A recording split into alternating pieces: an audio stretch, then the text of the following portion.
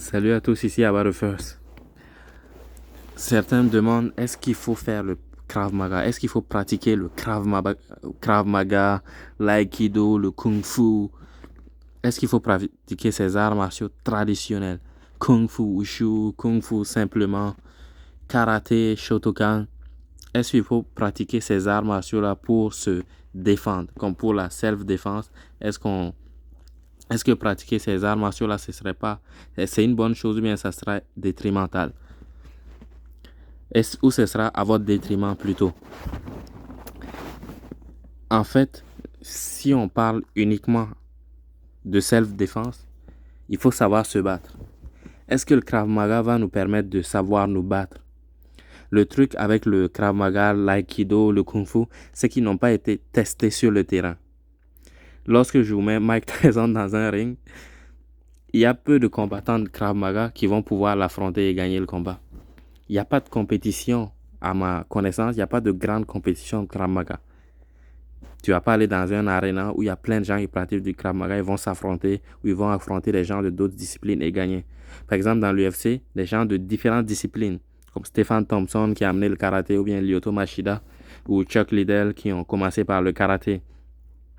Khabib Nurmagomedov, Fedor Emelianenko, eux, ils ont commencé par le sambo. Il y a José Aldo avec le Muay Thai. Venom Page avec le taekwondo. Comme chacun a une base. GSP qui a commencé par la lutte, gymnastique et la lutte et le jiu-jitsu brésilien. Charles Oliveira, la base c'est le jiu-jitsu brésilien. Ou bien BJ Penn qui a été champion du monde en jiu-jitsu brésilien. Charles Oliveira aussi. Ceinture noire, champion du monde en ceinture noire. Ces gens-là sont, comment on dit, on peut dire que il y a eu de la compétition dans leur art martial de départ.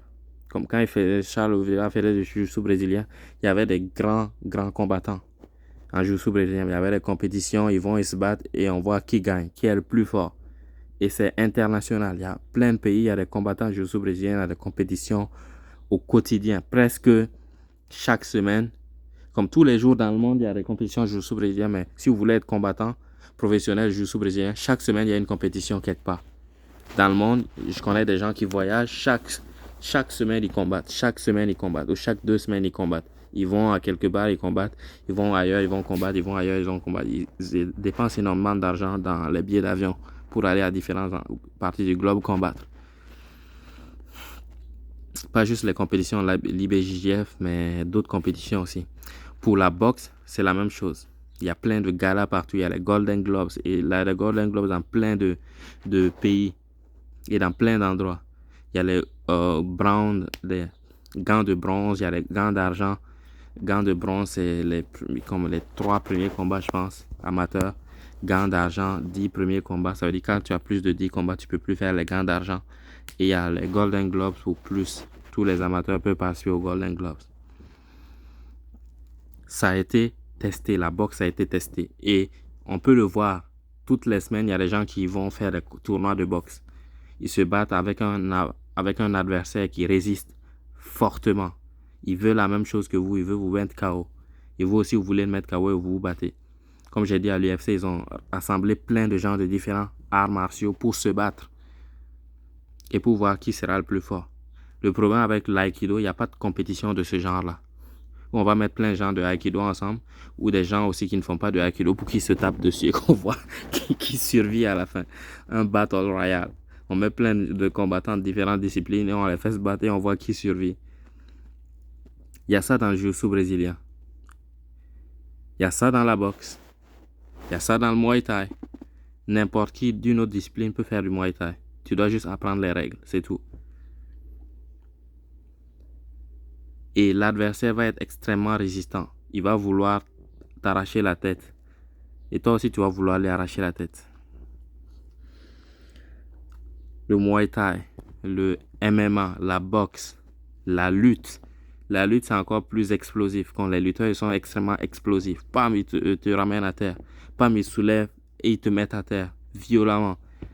Il y a des gens qui se cassent les côtes sur les takedowns extrêmement violents. Lutte gréco-romaine.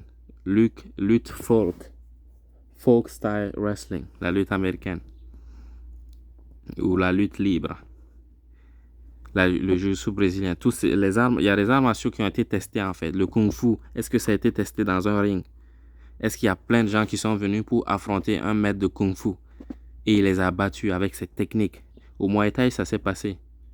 Et ça se passe toujours. Des gens d'autres disciplines, de kickboxing, ils viennent, ils essaient de combattre des gens du Muay Thai. Ou des gens du Muay Thai qui vont battre des gens au kickboxing.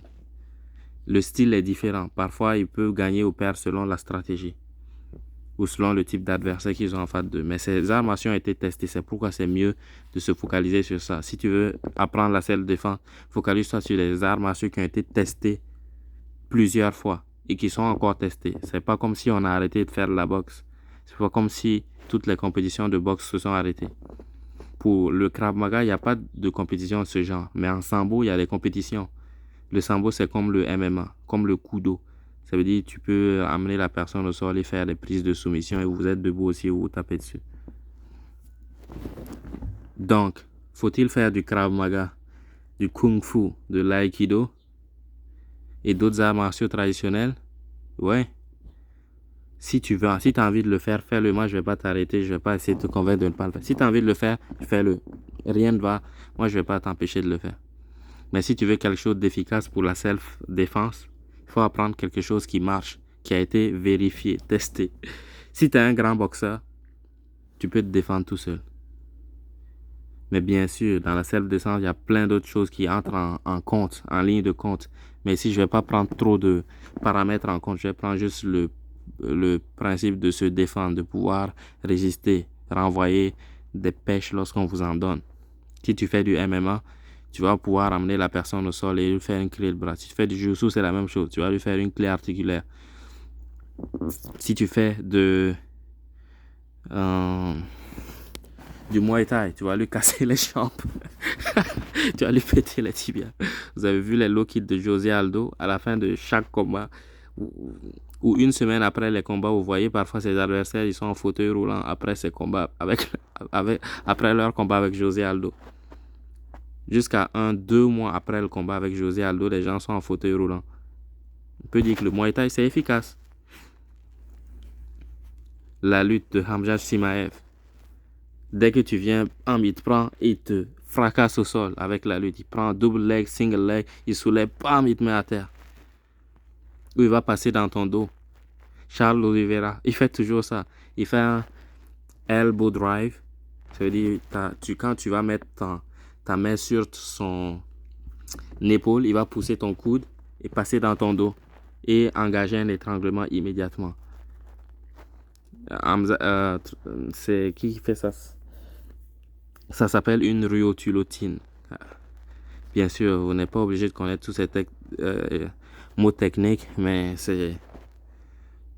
si vous voulez apprendre à vous battre, c'est apprendre un art martial qui a été vérifié, testé à de multiples reprises.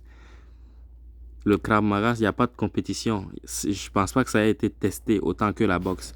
La boxe a été testée énormément. Est-ce qu'il y a des compétitions de plein de gens de Kung Fu, ils se battent? Peut-être, mais il y en a peu. La boxe, ça se passe toutes les semaines. Vous pouvez voir dans votre ville. Il y a toujours des galas de boxe. Il y a toujours des galas de boxe quelque part. Je ne sais pas comment ils font, mais il y a toujours des galas de boxe. Il y a des compétitions internationales aussi de boxe. Les jiu-jitsu brésiliens, il y a toujours des combattants, des combats qui se passent un peu partout dans le monde. Le Muay Thai, exactement la même chose, ou kickboxing. Ce genre de sport-là, c'est mieux de les faire pour pouvoir, si on parle de self-défense, comme de percussion ou de préhension. Percussion, c'est donner des coups comme en boxe. Préhension, c'est lutter. Lorsqu'on parle de percussion ou préhension, la meilleure des choses est d'apprendre quelque chose qui est efficace et qui a été testé sur des années, sur plusieurs adversaires résistants. À l'aïkido, les gens ne vont pas forcément résister de toute leur force. Quand ils vont faire le mouvement, les gens ne vont pas résister. C'est pas comme au judo. Au judo, l'adversaire va résister fermement. Pour amener un judoka au sol, c'est très dur. J'en ai fait, je sais ce que je vous dis. Amener un judoka au sol pour quelqu'un qui n'en a jamais fait, c'est peine perdue. Vous n'allez pas y arriver. Même un enfant, c'est très très difficile. quand ils résistent vraiment, c'est un cauchemar d'amener un judoka au sol. Bien sûr, entre eux, ils peuvent se faire tomber, mais quelqu'un qui l'a pas fait, ça sera difficile. Il va finir par vous avoir par un ashibarai ou s'il veut, il peut prendre vos jambes, il peut faire des techniques interdites dans le sport judo. Mais il peut prendre vos jambes ou il peut faire un cloche-pied, des ashibarai, ashiwaza, ou il peut vous faire un nage. Comme peut arai goshi, c'est très très efficace. Tai otoshi aussi, ou même uchimata. Uchimata très célèbre. Tout le monde a déjà entendu ce mot uchimata, même si on ne sait pas ce que c'est. Quand on est dans les combats, dans les sports de combat, on a parfois entendu ce mot uchimata. Donc c'est à bas de first. Aujourd'hui, j'ai parlé du fait, est-ce qu'il faut faire la capoeira, le krav maga, pour la self-défense, la boxe, le kickboxing, le muay thai, le krav maga, capoeira, kung fu, aikido, les sports traditionnels, est-ce qu'il faut le faire? Pour la self-défense, oui, vous pouvez le faire. Le karaté aussi, avec les katas ou le taekwondo, on peut le faire. Mais moi, je vous conseille de faire des choses qui ont été testées sur le terrain. La boxe, quand on donne une pêche, ça ment pas.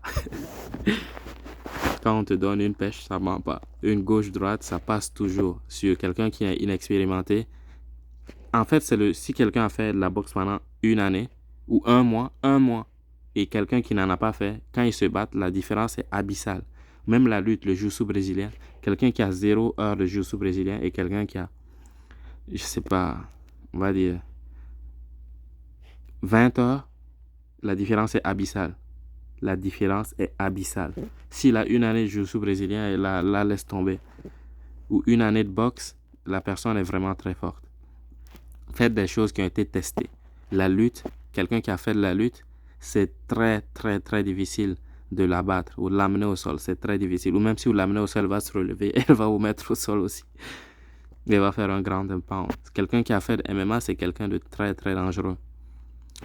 Focalisez toute votre attention sur le fait d'apprendre des sports qui ont été testés et qui sont encore testés et qui seront testés dans le futur. La boxe est testée, le Muay Thai est testé, kickboxing est testé, et aussi il y aura les sparring.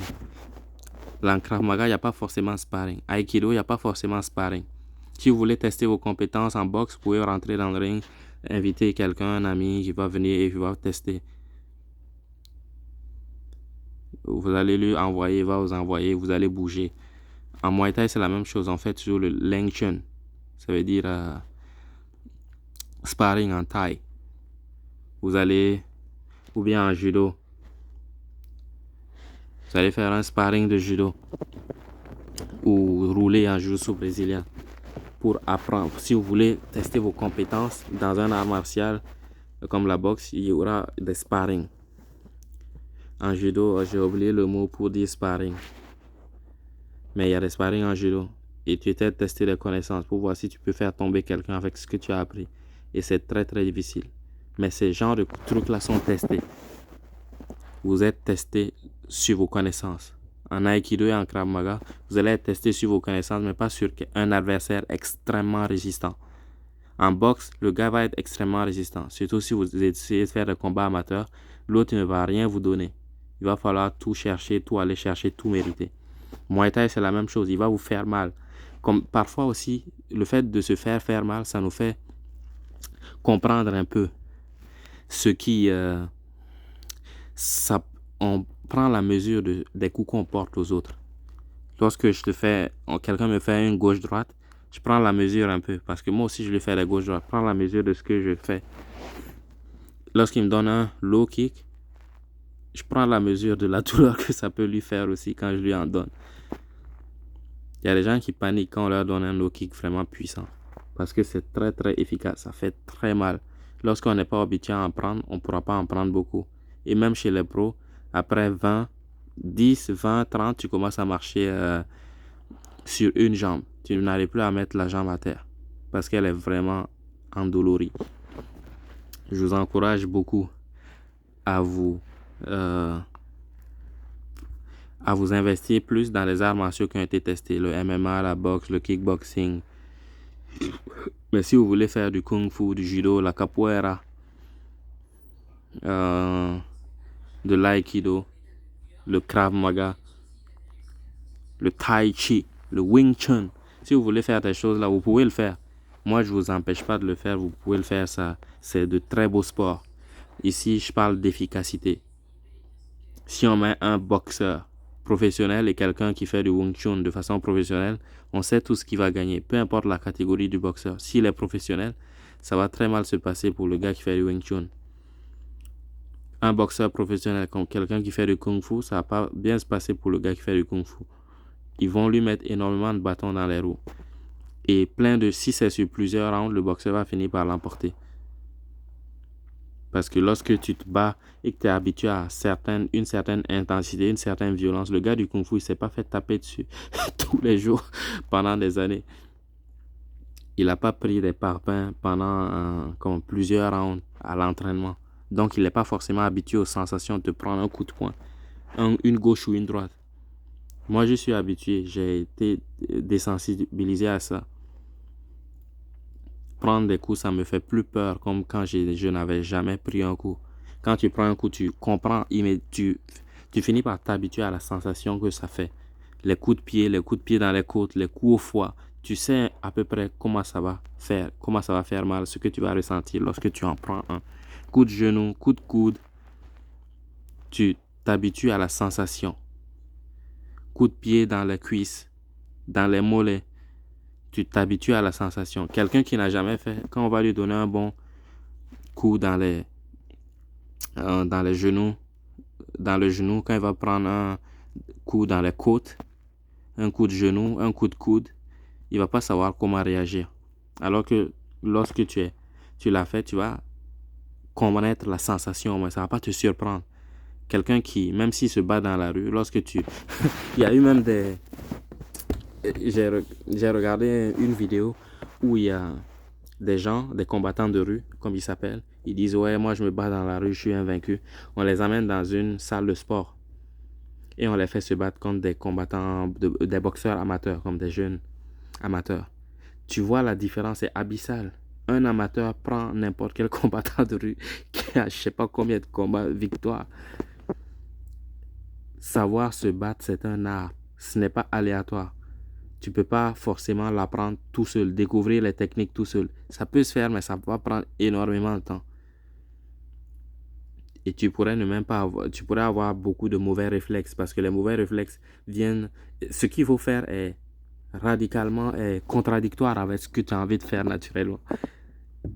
Comme on dit au jiu-jitsu, lorsque quelqu'un te fait tomber, tu vas vouloir résister, tu vas peut-être tourner ton doigt à l'adversaire. Alors que lorsque quelqu'un te fait tomber, tu dois accepter la chute. Au judo aussi, tu acceptes la chute et tu mets ta garde, tu fermes ta garde autour de ton partenaire. Et là, tu peux faire un K-guard pour entrer dans les jambes, la garde K pour entrer dans les jambes, ou tu peux faire un K-guard pour lui faire peur, initier l'entrée dans les jambes et il va avoir peur, il va reculer, tu pourras te le relever. Ça se retrouve beaucoup dans le MMA. Quand quelqu'un fait la garde en K, tu ne peux pas lui faire le ground and pound facilement. Lorsqu'il commence à vouloir entrer dans les jambes, tu ne peux pas faire un ground and pound facile. Tu vas te mettre dans un cycle défensif.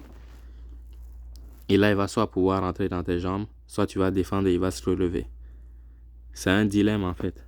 Peu importe ce qui se passe, tu vas pouvoir te relever. Donc, ce qu'il faut faire est contradictoire avec ce que tu penses qu'il faut faire. En combat de rue, c'est la même chose. Si tu n'as pas fait de la boxe, tu ne t'es pas entraîné, tu vas peut-être pencher en arrière. Tu vas lever le menton, te pencher en arrière. Vous voyez parfois les combats de rue sur YouTube. C'est tellement risible.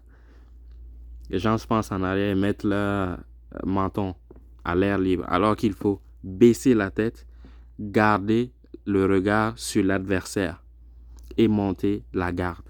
Tu veux dire mettre 2 mains sur les tempes. Monter la garde, regarder l'adversaire et baisser la tête. Garder le menton près de la cage thoracique. Si tu ne fais pas ça, ça va être très dur. Tu vas finir par te prendre un coup et tu vas dormir. Un coup sur le menton, ça va t'incapaciter immédiatement. Donc, est-ce qu'il faut faire du Krav Maga et tous ces autres sports? Il faut le faire. Si vous voulez le faire, moi je vous encourage à le faire. Cependant, si vous voulez quelque chose qui va être vraiment efficace non seulement pour la pratique d'un sport martial, mais aussi effectif dans un milieu de self-défense, faites du MMA, faites du grappling, faites du jiu-jitsu brésilien, faites de la lutte libre, faites du folk style wrestling, la lutte libre, la lutte gréco-romaine. Faites un sport qui a été testé, la boxe, le kickboxing, le muay thai, ce que je viens de citer là, le MMA, muay thai, boxe, kickboxing, lutte dagestanaise, sambo, judo, les sports où il y a du sparring. C'est ces sports-là qui sont testés. Les sports où il y a du sparring, vous pouvez choisir n'importe quel sport où il y a du sparring. Ça peut être sambo, comme je dis, Fedor Emelianenko, il vient de là-bas. Jérôme Lubaner, kickboxing. Ryan Daker avec le kickboxing aussi. Qui d'autre? Il y a les pratiquants de Kudo, c'est une forme de MMA japonais. Quand il y a des sparring, c'est un bon sport pour la self-défense. S'il n'y a pas de sparring, c'est mieux de vous méfier de ce genre de sport. Comme j'ai dit, vous pouvez les pratiquer, mais ça ne sera pas très efficace pour la self-défense. Bien sûr, j'ai dit, on prend ici uniquement l'aspect où on va donner des coups à l'adversaire. L'adversaire va nous donner des coups. Les sports où il y a des sparring sont beaucoup plus efficaces. C'était Abba the First.